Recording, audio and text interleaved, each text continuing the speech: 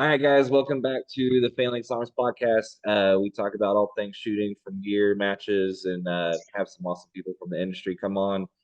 And on full length episodes like this, I try to bring on some badass guests that are doing some pretty exceptional things and pick their brain about how they're doing it. And so I'll ask in return is if we make you laugh or you learn something or you find value in the show, share the show. And today we have Prentice Wink, and Prentice runs one of the most successful shooting clubs in the country, and honestly, a pretty awesome guy. So, Prentice, welcome. Thank you very much for doing this. And I gotta ask before we get into it, what did you think of the Texas Washington game? I loved it.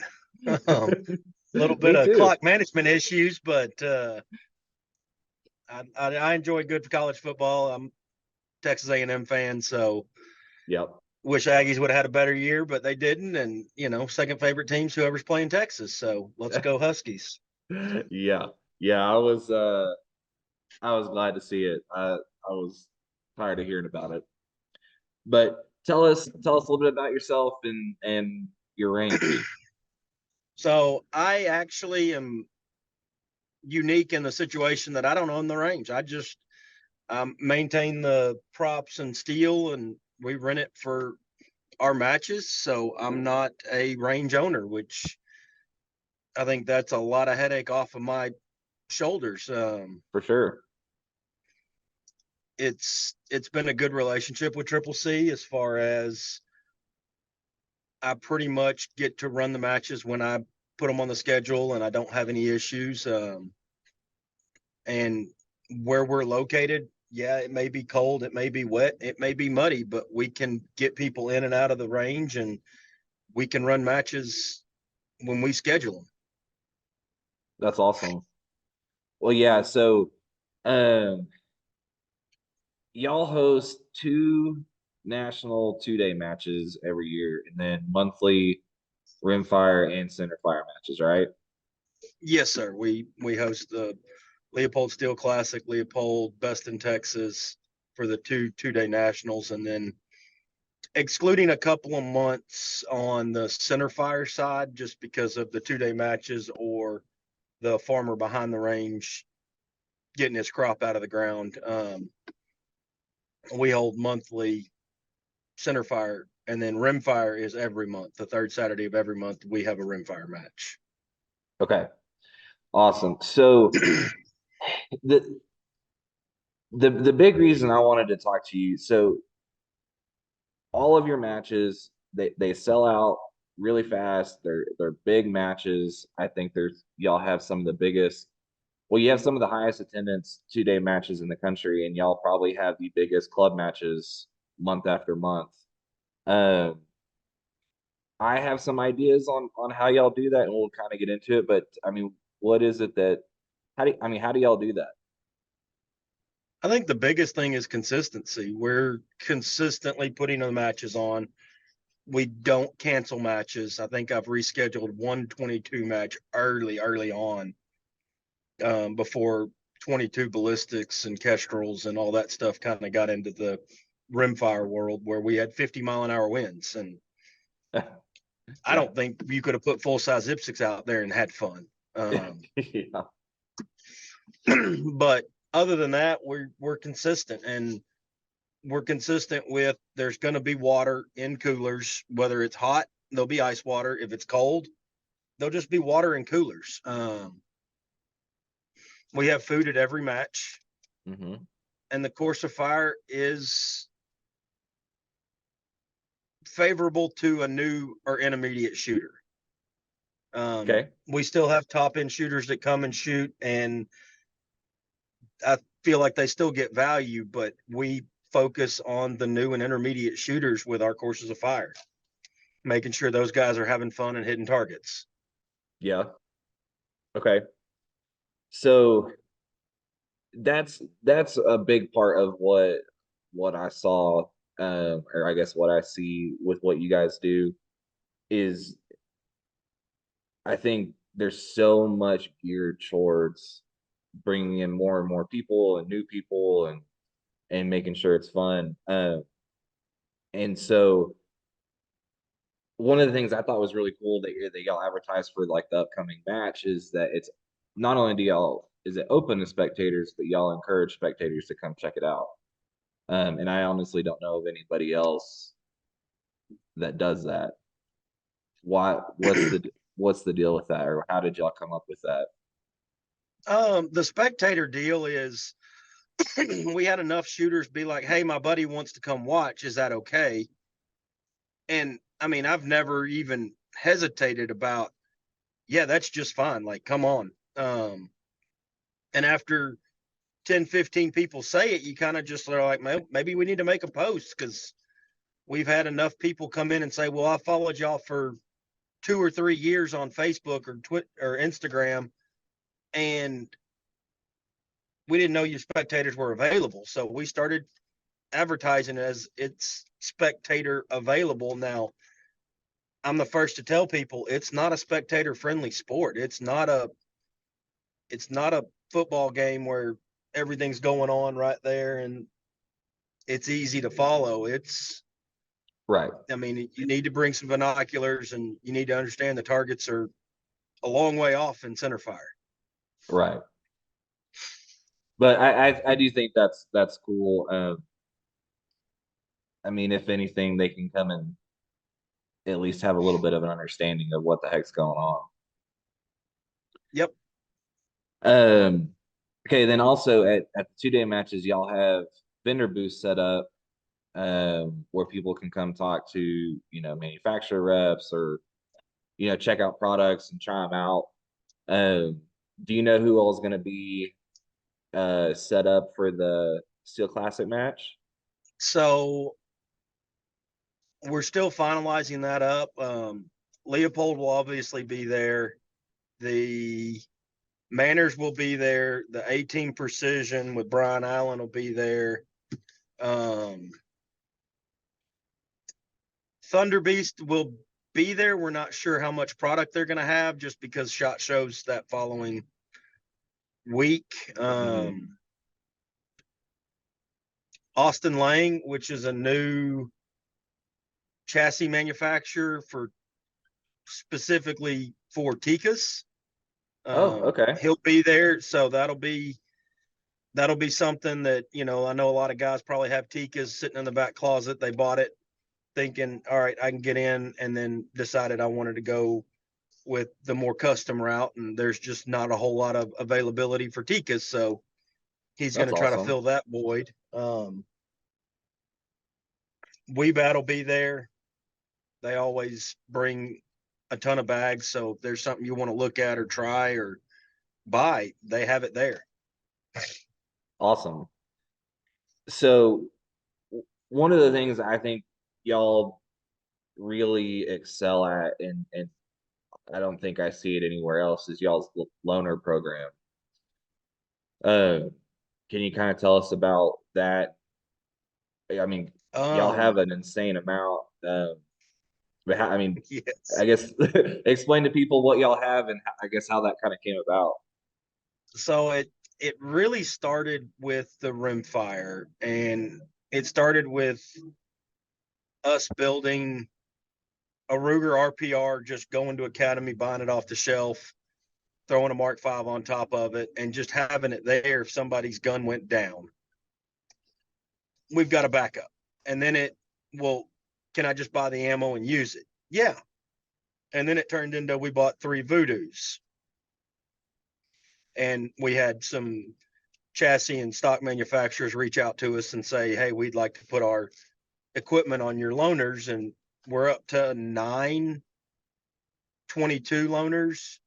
Oh my gosh. And I think we're at 8 or 9 centerfire loaners as well, with a couple new ones coming on this year. We'll have a production centerfire loaner coming from GA Precision, and then 2 of the competition proof research guns as well. Golly. So we'll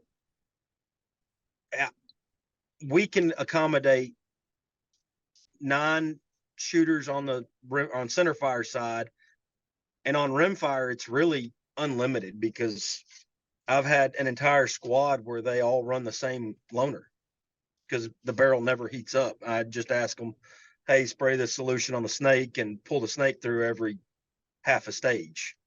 Yeah. And here's a couple extra ammo rounds to foul the barrel back up and then go back to shooting. But other than that, I mean, the loaner program has been wonderful for us. Oh, I can imagine. So can someone call up and say, hey, I want to come shoot the match? Do, do you have a loaner, and that's just how it works? Pretty much, they send either an email to my wife Corey or myself, or private message on Facebook or Insta, and most people have my phone number that want to get it. It's not hard to find. Um, or they call me and say, "Hey, I want to come shoot. Do you have a loaner available?" And I think last year was the first time I ever said no, we don't. And it was on a center fire match, and we were out.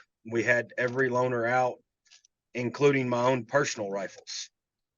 Holy, that's So that, it that's awesome. it's a good problem to have, and that's the reason we're expanding the center fire. Is I don't like turning people away. Right. I think that's really cool. I know when I shot the match last year, I mean the weather was rough, or it was wet, What are but you talking about? You act like I changed out 10 triggers. yeah, well, it was awesome because y'all's loners were flying off the shelf, and it kept people in the match, and Yep. you know, it was it was a cool deal. Uh, okay, and then so on y'all's website, you got a full list under Shooters Dope that like walks everyone through like all the products and stuff that y'all recommend.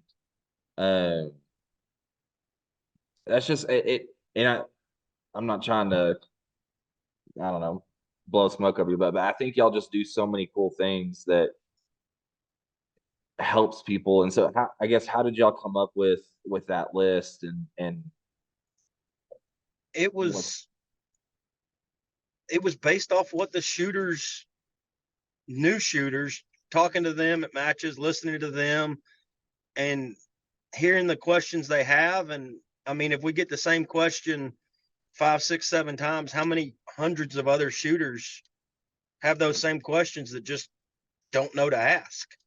yeah, So it was more of a just listening to people and providing a solution for the questions that are asked.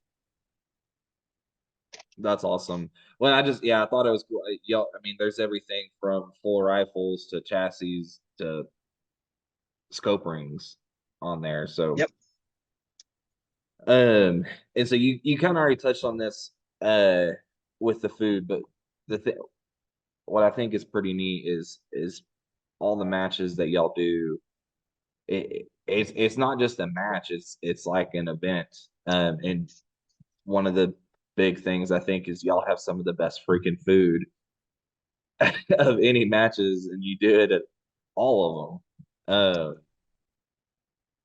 What's I mean, why? I mean, I I mean, mean, it goes back to, as a kid, treat others the way you want to be treated. And I know early on in my shooting career, if I went out to Altus in Florida, I was going to have this Hawaiian Korean barbecue in a styrofoam tray on, I don't remember if it was Saturday or Sunday, but I'd take it both days. yeah, Uh, Going up to Kevin Elper's, which his range isn't open anymore, but Saturday night, there's a crawfish boil. That wasn't my idea. I got that from another match director. And I look back at the matches I remember. I don't remember courses of fire. I don't remember, how I shot on every stage, but I remember food. I remember hanging out with my friends, and I remember, you know, did it feel like the match director cared? yeah. And that's just kind of the way I want to be viewed as a match director, as somebody that takes input, takes criticism, because none of us are perfect. Yeah. I mean, Austin Bushman was in January, but that's a different story. But I mean, you have to take the criticism because I'm not going to please everybody. But if I can consistently make that mid pack shooter happy and want to come back, I feel like I'm doing a good thing for the sport. I 100% agree.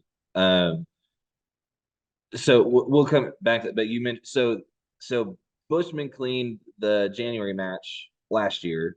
What do Yep. you? I mean, what did you? I mean, what did you think? Um. So you were there. I'm sure you Yeah. had your weather pulled up. It was calling for 25 to 40-mile-an-hour winds. Right. We got 4. Right. So I mean, in town, it was blowing hard, and that's one of the beauties of that range, and a curse of that range is 15 minutes away, the weather can be completely different. Yeah.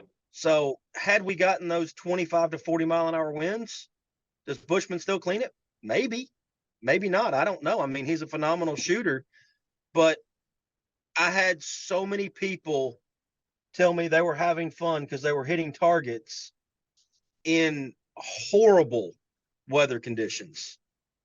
It, Yep.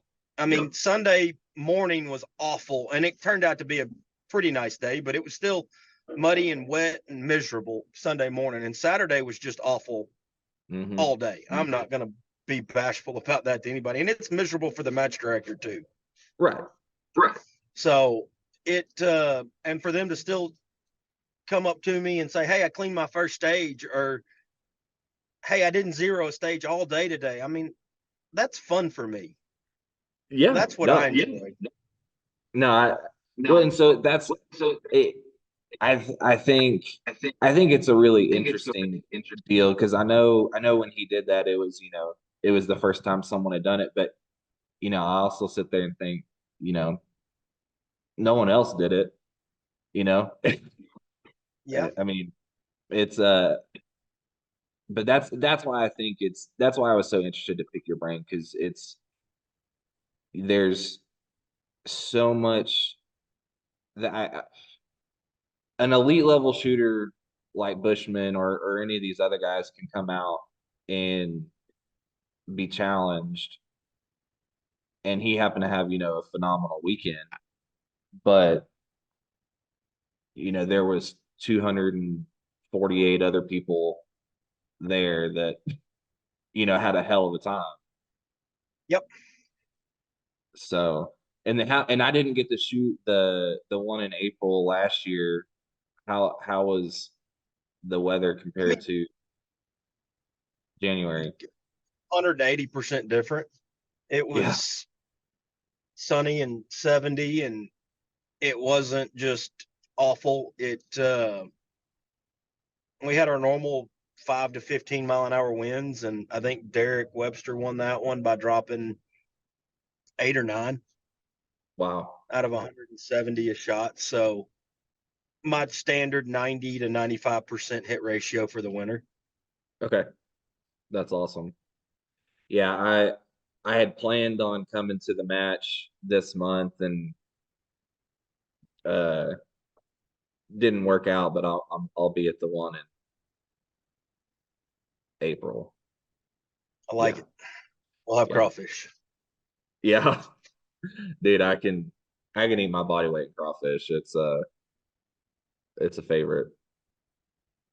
Okay, so on that, so when you are, and we kind of talked about it a little bit, like you're push or you're really focused on the new and intermediate shooter, but whenever you're putting together a match, like what do you look for? Like what's your process of making it like how do you come up with the course of fire and make it the events that it eventually becomes?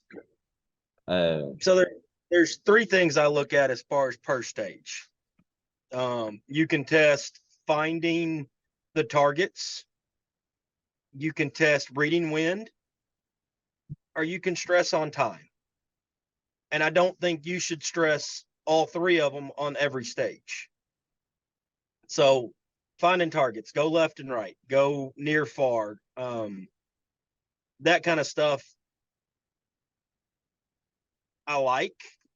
The troop lines, I'm not a huge fan of troop lines. I think me personally, just laying on your belly, pulling the trigger on a troop line is not fun for me. So Okay. that's something I do a ton of. I know it's still part of the sport, so there's always one or two stages out of 20 that are that way.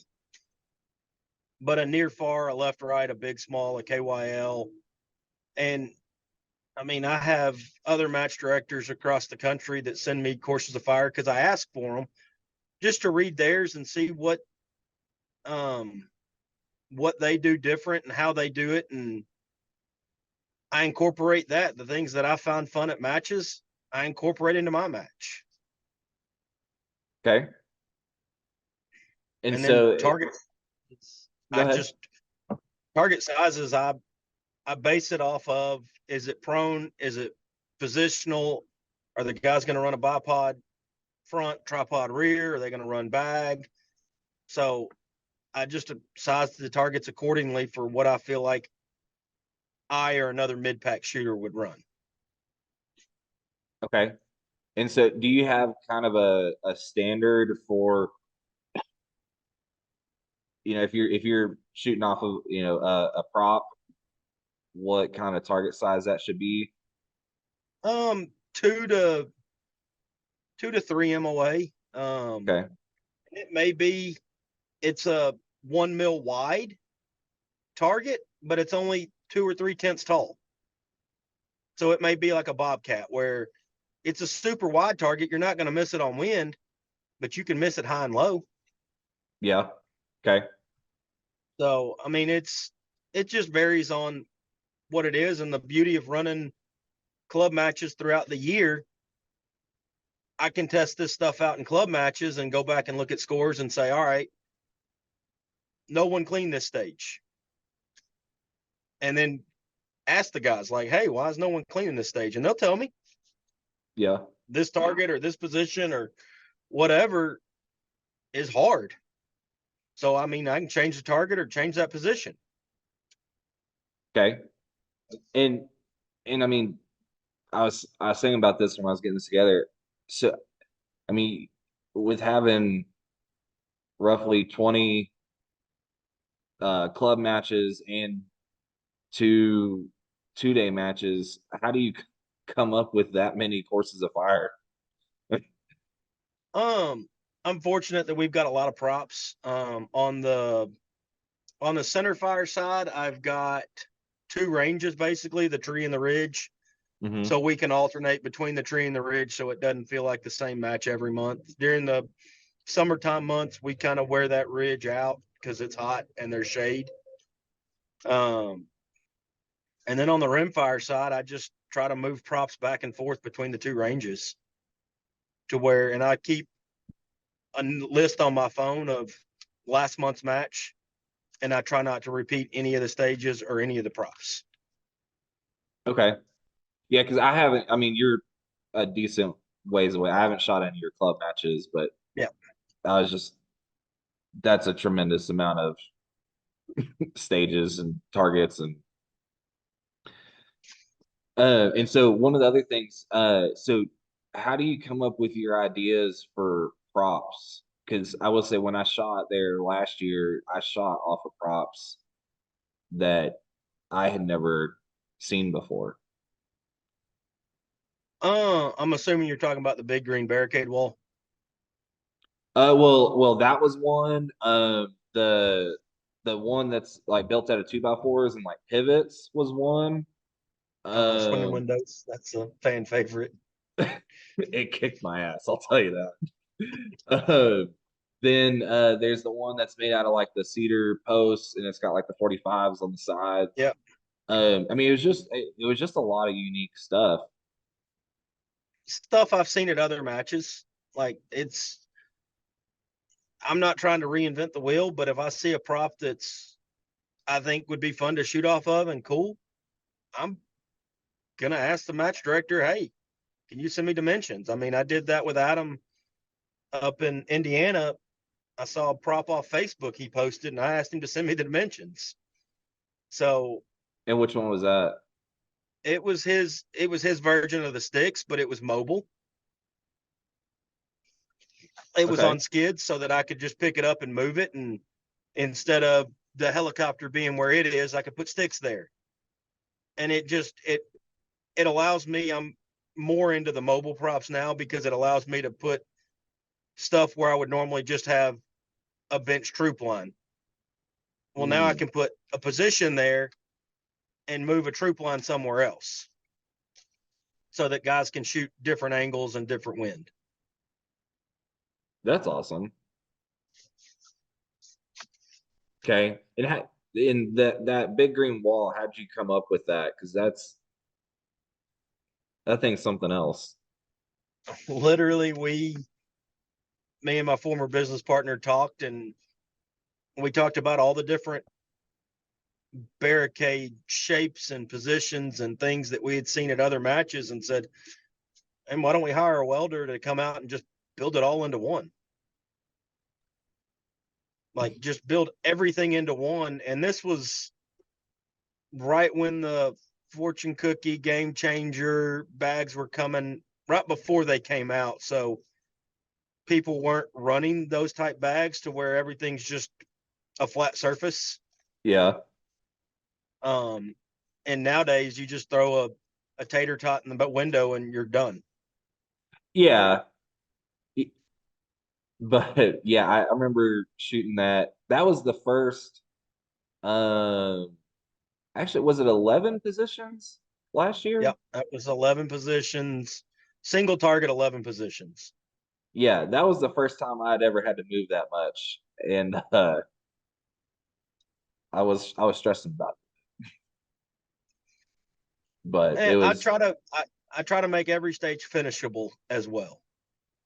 it was I was actually kind of proud. I finished with like 7 seconds left, but I dropped one, and but I was just blown away that I got through like more than 8. I'm not that fast of a shooter. Yep. But okay, and so how long have you been running matches there? If you set that up before, these bags were out. 2014. Wow. So That was 10 years back this when it year. was, it's running, shooting. Yeah, 14 or 15 is when I started kind of designing matches and um, doing that. So 13, 14 is when I started shooting. And then 13, 14, maybe 14, 15 is when I started putting matches on. Wow. Okay. And so, I mean, y'all already have I mean, like we talked, your attendance is through the roof. I mean, where do you see it? What are your plans, or where do you see things going? I mean, right now on center fire last year, I think we averaged 92 for our 1 day matches for the year. And rimfire, we were mid to upper 50s. I'd like to see the rimfire numbers up into that 70, 80 mark. And then center fire, I mean, we're selling every match out, so I can't do a whole lot more with that. And I still look at it as, I don't want guys sitting there waiting. You shot first on this or last on this stage, or first, and now you're going last. I don't want you waiting 2 hours between Yeah. shots.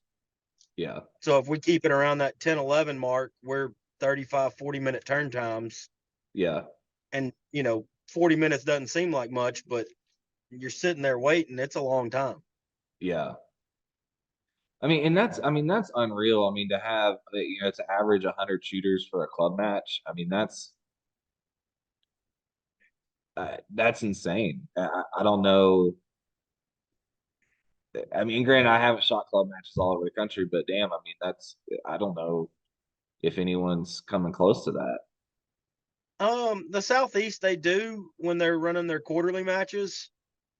But I don't think they run them every month at those numbers. And I don't really know. I don't follow the club match numbers that hard, but I don't think they're putting every month in those kind of numbers.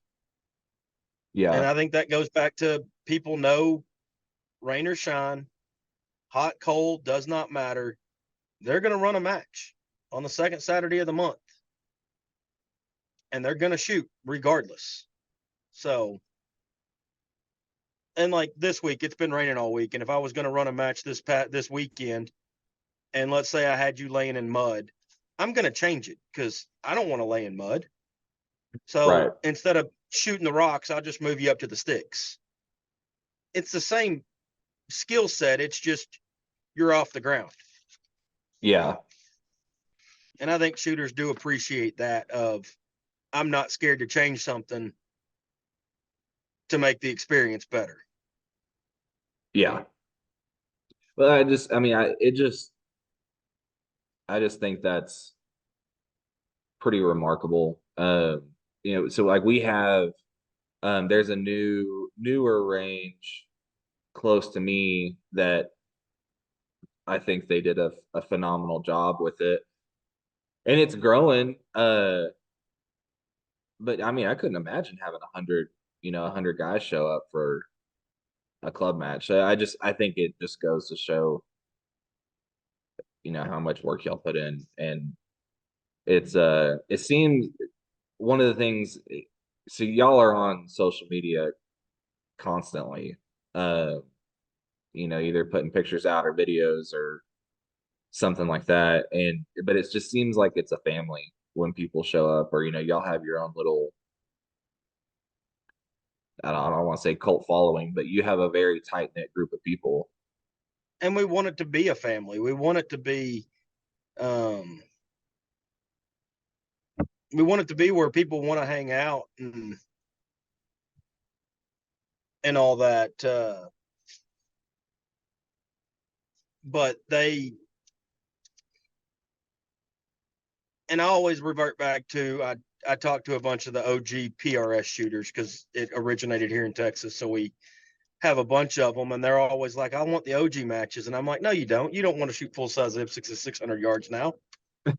You want to be in a group text with 3/4 of the match, and you all want everybody to go out after the match and hang out, and that's what we're trying to do is get people to stick around and get people to hang out and meet new people and get out of their cliques because we all know you've been to PRS matches. There's cliques. Yeah, These guys hang out with these guys, and those guys hang out with those guys, and it is what it is. yeah. So we're just trying to provide a facility and a place where you can hang out with everybody. Well, it shows. Okay, and so y'all have quite a few sponsors listed on your website, and there's a couple that stood out, that, or at least that I want to talk about, that I think are interesting. So Loophole being one of them. They're your title sponsor for both matches. I mean, Loophole is incredibly involved with the PRS in general, but I mean, what's that relationship like with y'all? Um, I mean, obviously they do a ton, but I mean, Man, how's that? that was a relationship of necessity for us. We didn't have a title sponsor, and um, Bob Dana, who now works for Leopold, was working for another company, and he got us in contact with Leopold and put in a ton of back end work, making sure they knew the numbers we had and all that kind of stuff. And I've always been a believer of if I'm going to promote it and I'm going to want them to sponsor my company, I have to be willing to run their equipment. Mhm. So anybody you see on that list, I personally run their equipment, or I will run their equipment, or I have run their equipment. And Leopold's been phenomenal to us. Every single loaner rifle has a Leopold Mark V on it, and that gets brand new shooters behind it. And when we first started, there was one or two Mark Vs that you would see at our matches, and now probably half the matches Leopold Mark Vs. Yep. And that comes to a huge testament to Leopold and providing a scope that works with the precision rifle series as well. Right. Yeah. It's the number one scope in the PRS and the NRL. Yeah, it's kind of dumb how well it's doing. But Yes. yeah, and that I think it's cool to see, not only are they the title sponsor for, one, but they are for both your 2-day matches, and it is year after year. So it's, it seems like it's a good relationship. It's a very good relationship. I talk to I talk to the Leopold guys at least once a month, if not more, just about things shooters say to us and give them feedback. And if we ever need anything, they're quick to respond and get us what we need. That's awesome. Yeah, I thought it was cool at the match. I mean, with the vendor deal, they had a pretty significant booth with a ton of optics and scopes and binos and all kinds of crap out there. Pretty much their entire lineup is there. And the beauty of us being right after SHOT Show, all the stuff they release at SHOT Show will normally be there as well. Heck yeah, that's awesome. Okay, so the other one I think is super interesting, and I kind of want to get your take on how this came about, but it's Planet Ford. That one's Aaron is the GM for Randall Reed Planet Ford and has been for decades. And he started shooting because of one of his good clients and came out, and that one was just one out of, they supported other gun industry matches, whether it's shotgun or pistol stuff. And I talked to Aaron because there's a lot of big companies that don't like the gun industry and won't do anything with it. And I Right, talked to Aaron about it, and he's like, heck yeah, let's do it. And Planet Ford has a shooting team. right. Uh, so it is completely turned into a PRS shooting team. And um, I can tell you right now, I've never bought a vehicle from the same dealership twice. I bought 4 from Planet Ford. So they also take care of people when they say, hey, we're coming from Texas Precision Matches. They talk to the GM, and the GM puts them in contact with the sales guy, which makes a huge difference. I don't know how many vehicles you bought, but Well, it's so I talked to uh Brandon Rudge, who's part of that team, yep. and we were talking about that dealership, and I've bought a handful of vehicles, and I'm the same way. I've never bought one. I've never bought two from the same person, and uh, I mean, frankly, you just never really hear good car buying stories in general. And he rattled off like 20 of them about this guy, about this dealership, and Yeah. it was just awesome. And I mean, I know there's a ton of guys that have bought trucks from them, through y'all's range, and kind of like you said, there's not you don't see very many companies outside of the shooting industry that sponsor this stuff. So I think it's really neat that y'all are able to bring someone, from the outside world into this. Yep. I mean, and it's been fun for us with, me sending shooters down there and then showing up with a brand new truck, and it's like, oh, you bought one from them. Yeah. Cool. So I mean, they see a return on investment too, I feel like. Right. Oh yeah, no, and yeah, I mean, Brandon was talking about all these people that have bought trucks from him, and then they have, I think last year they had a brand new Bronco out at the match, and Yep. Hopefully if they don't sell it, they've got a Bronco R on the used lot that he's going to bring out. Um, He just can't bring a brand new Bronco R out for obvious reasons. But if it's on the used lot, I told him, I said, I'd love, and I think guys would love to see a Bronco R. I know Tate Streeter from Impact Precision out of Oklahoma's come down and he's bought 2 vehicles from him. Yeah, Tate has some of the coolest trucks ever. Yes. Yeah, every time I see his truck, it makes me miss my old trucks. But it,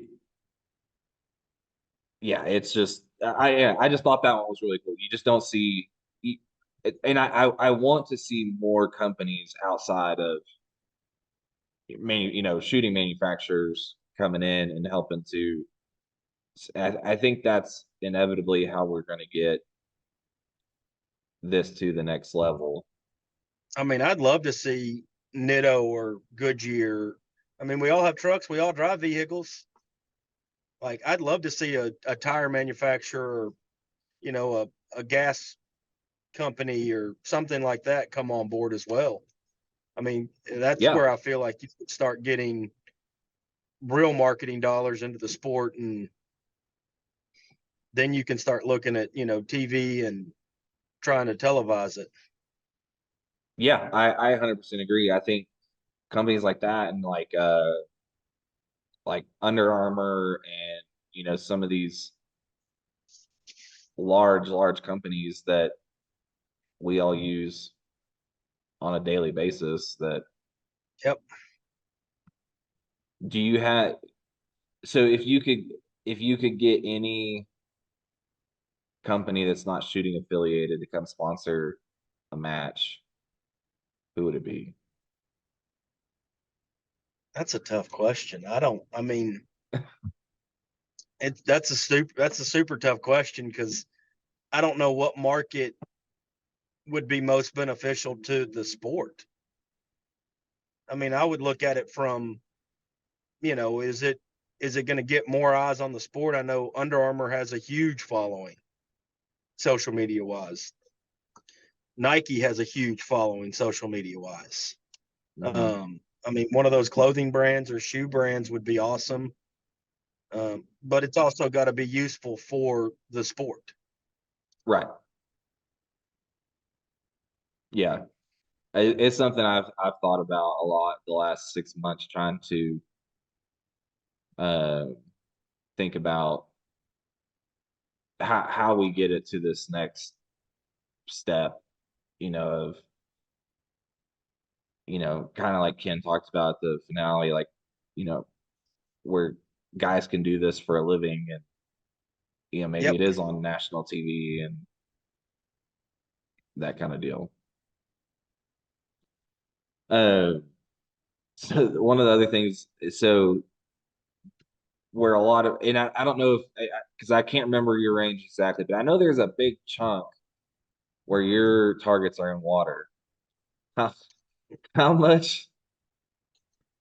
You are a master in a ranger, I will say that. But how do, how much of a pain is that, or how do you accommodate or right, you know, go about dealing with that? Dep- Depending on how deep it is, I either take the Ranger or the boat.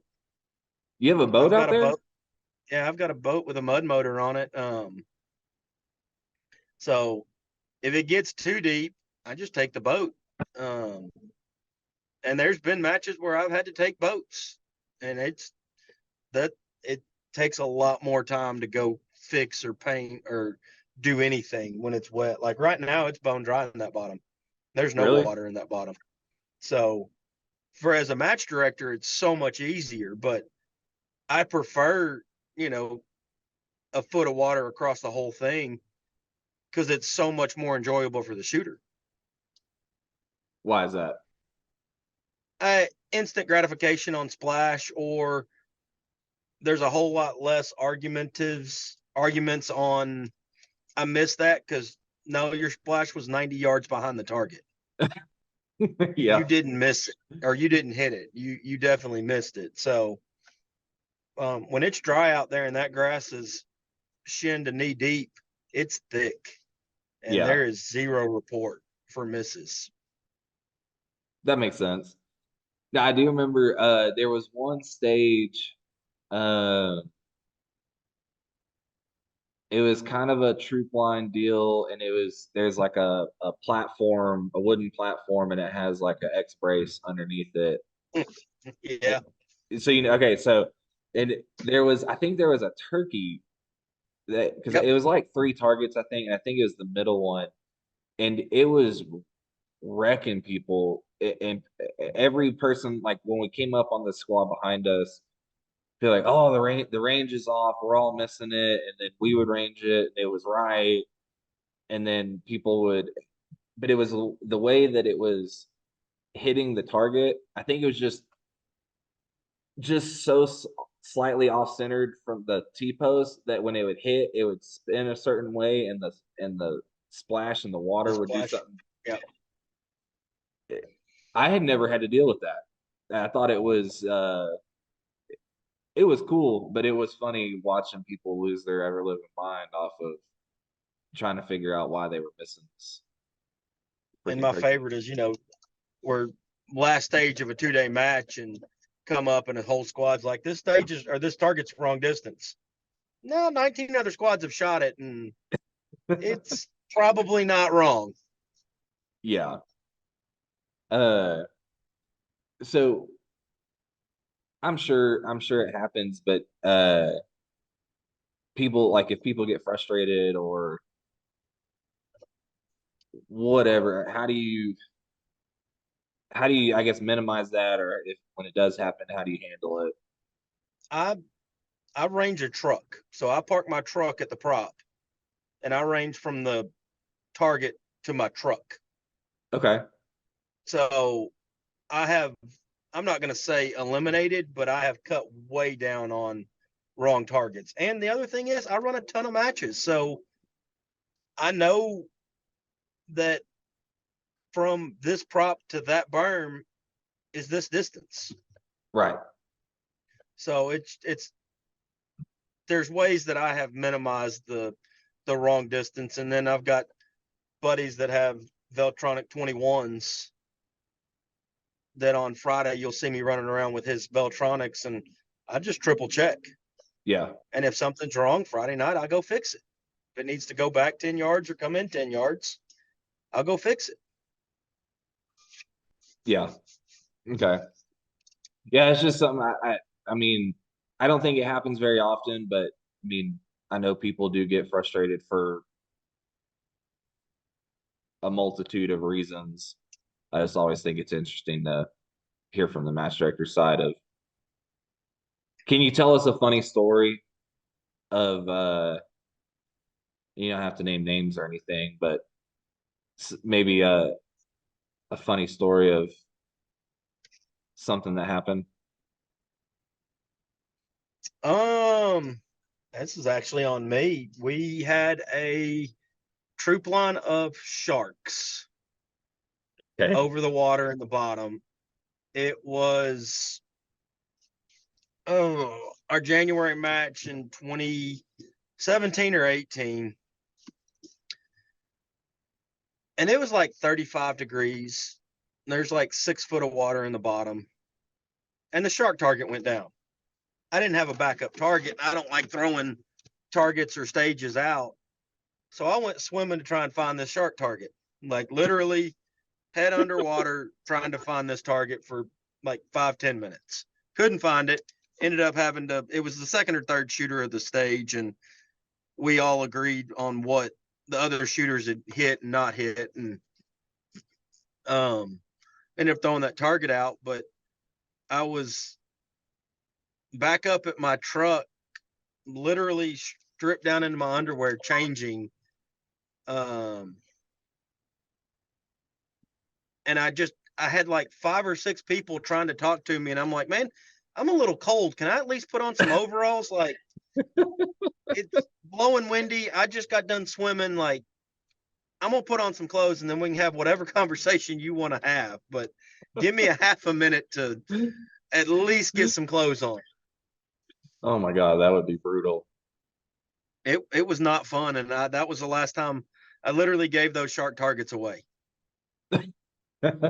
Just here you go. You can have them. Guy put them on his private range, and I think he still shoots them today, but I don't care. That's one that burned me, and that one was cold. Yeah, God, I can't imagine. Uh, that was I loved. I went to A&M, and that was one thing. It didn't get that cold too often, but man, when it would, I think it snowed once a year, like the first 2 or 3 years I was there, and people would just lose their ever living mind. And They still do. They still do. I believe it. I remember there was my freshman year, uh they were calling for an inch and a half of snow, and they canceled classes like 2 days in advance. And I was like, I you realize you can still drive with an inch and a half of snow on the ground, No, not in Texas. We can't. right? Not that far south, at least. No. Okay, well, okay, so where can people find y'all on, like, what's your website and social media? Where can people check you out? Uh, TXPrecisionMatches.com. If you look up TX Precision Matches on either Instagram or Facebook, we're there. Just request to join, and I'm pretty good about approving at least once a day. And if you have any questions, send an email off the website, or my phone number's on the website. I'm in a job where I can answer the phone most of the time. If not, I try to call you back the same day. Awesome. But yeah, and guys, so if you wanna support Prentice and Texas Precision Matches, uh, go go shoot a match. There's a multitude of reasons. I think they're some of the funnest matches you can go to. Um, so Prentice, I do appreciate you coming on and chatting, and anything you want to leave us with. No, I'm good. Just come out and join us in April, since January's already sold out. Yeah. Yeah, well, I had a spot, and then this guy from South Africa messaged me about loading ammo, and then he messaged me like a week later, and he's like, I booked my flights and hotel, and I didn't get a spot for the match. And he also mailed me a whole bunch of products that he's taking back with him. Yeah, yeah. So I tried to help him find a spot, but I was like, man, dude, I He can't ended up like if getting one, I couldn't imagine having that kind of money tied up into going to shoot a match, and then and then not having a spot. Yeah, I mean yeah, it was going to be difficult for me to turn him away, but we ended up. I saw a guy selling a spot online, and I had him pull it off, and we ended up getting him a spot. gotcha. Yeah, yeah, he took So my spot. yeah, Yeah, so I'm glad it worked out. So I'll be sending you ammo for him here next week that'll or work. so. Just in the box, put his name on the top of it. Okay. Like, you can put my name and address in the box or on the box for shipping, but when I open the box up, just have his name on top of it. Yeah, easy enough. Well, awesome, Prentice. Well, I sure appreciate it, and a sincere thank you for everything y'all are doing for the sport and the matches y'all put on. It's pretty remarkable, and I think y'all are doing really, really good things. Well, I appreciate it, and I like hearing it. Awesome. All right. Well, good luck the end of the month, and I'll see you in April. All right, we'll do. Talk to you later. See ya.